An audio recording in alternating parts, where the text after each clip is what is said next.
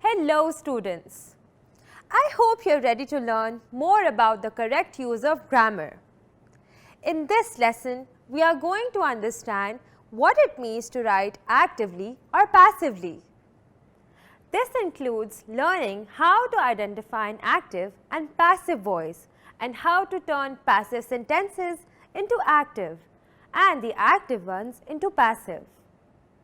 In the active voice, the subject and verb relationship is straightforward. The subject of the sentence is carrying out the action. For example, Ali eats an apple. This sentence makes use of active voice. We can see that the subject of the sentence Ali is performing the action. Similarly, she drives the car. Children were playing cricket. She has eaten the ice cream. Notice that the subjects in these sentences are the ones carrying out the action.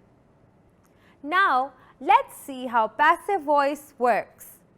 In the passive voice, instead of the subject performing an action, the action happens often mysteriously to the subject. For example, an apple is eaten by Ali. Notice that the subject of the sentence is an apple, but it is not doing any action. Instead, the action being eaten is performed on the apple. Let's look at a few more examples. The car is driven by her. Cricket was being played by children. The ice cream was eaten by her. We can see that in all these sentences, the subject is not performing the action. The actions are carried out on them by the object of the sentence.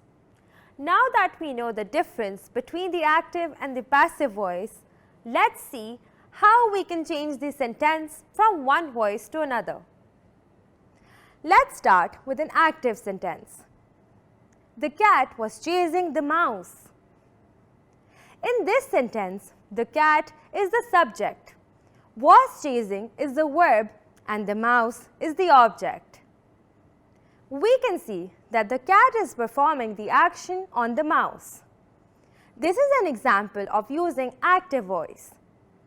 However, in the passive voice, instead of the subject performing an action, the action happens to the subject.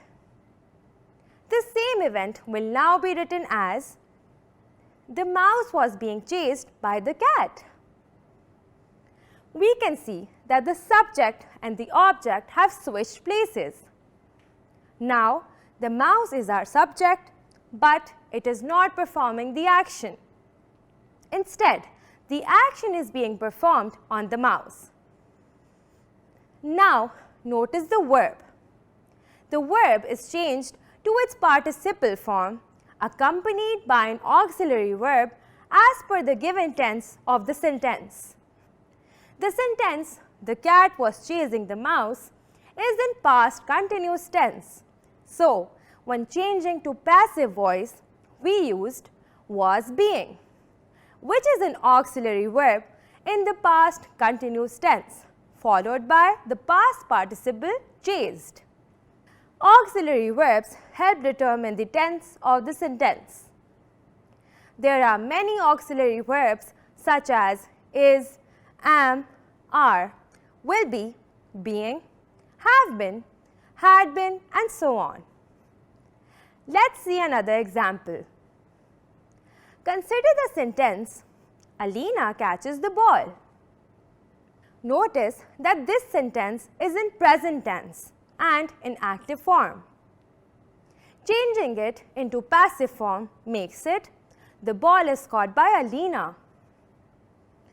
Do you see how we change the verb to its participle form, use the auxiliary verb is to denote the present tense, and use the word by with object in passive voice to indicate who is carrying out the action? Now let's try to change a sentence from passive to active. For example, their feelings and opinions are expressed through it. We can see that this sentence is in passive voice because the subject of the sentence is not performing the action. So, how will we change it to active voice? Our object, it, will become the subject. So, we can say, it expresses their feelings and opinions.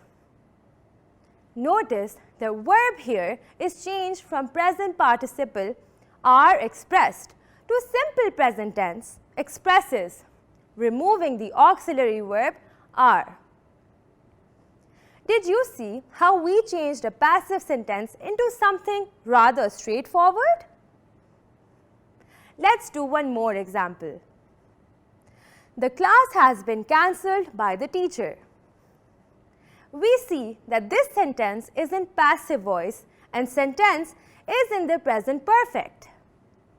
When changed to active voice, it will become, the teacher has cancelled the class.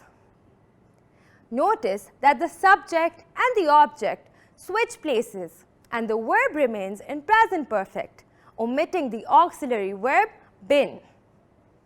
No matter which voice you prefer, make sure your sentences are grammatically correct.